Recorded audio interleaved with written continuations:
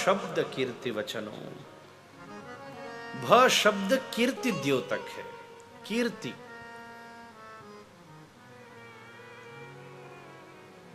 जिसमें भगवत कीर्ति की चर्चा हो।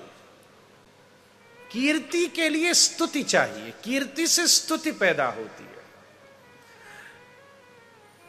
यश से स्तुति का प्रकाश नहीं होता, कीर्ति से स्तुति का प्रकाश होता है।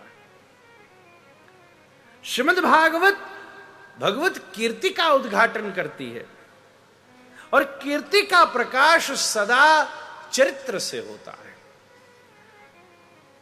कई बार चरित्र से अपयश हो सकता है, पर सतत कीर्ति स्थापित होती है। यश तो केवल नरेटिव पर डिपेंड करता है, कीर्ति सदा स्वभाव की है। भागवत जी ऐसा ग्रंथ है जिसको सुनने के बाद भगवान के स्वभाव का पता चल जाता है। बड़ी सुंदर बात मन में आई। भागवत जी सुनने से क्या होगा? भागवत जी सुनने से भगवान के स्वभाव का पता चल जाएगा। और अगर किसी के स्वभाव का पता चल जाए तो स्वभावो एव सर्वो परिजायते जलतुंबिका न्यायेन रेतस्य ऊर्ध्वगमनम।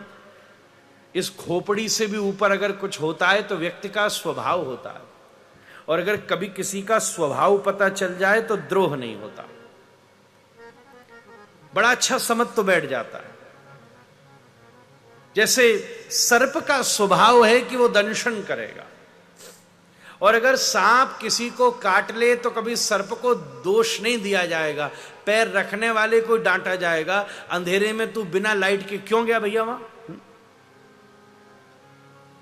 तुझे देख, तूने क्यों नहीं लाइट जलाई? क्या जरूरत थी ऐसे अकेले में? हमने सावधान किया था कि यहां सर्प होता है, फिर भी चला गया। स्वभाव है। कोई गौशाला में हो, गैया की सेवा करता हो, गैया का तो वैसे भी पृष्ठभाग्य पूज्य होता है, फिर भी थोड़ी सावधानी करके जाएगा, लाड करके जाएगा, सेवा करके जाएगा, जरा विचार करेगा। अगर अभी अभी गाय का बछड़ा हुआ हो और कोई जाकर के स्पर्श करे, एकदम गाय मतवाली हो जाए और आगे जाकर जरा सा झूमे और किसी के सींग लग जाए,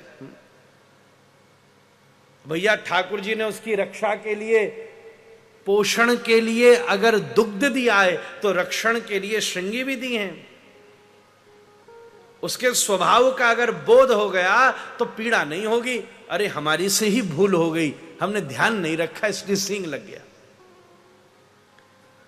अगर किसी के स्वभाव का बोध हो जाए तो संबंध का निर्वाह सहज हो सकता है। स्वभाव का पता चल जाए तो फिर कोई समस्या ही नहीं होगी।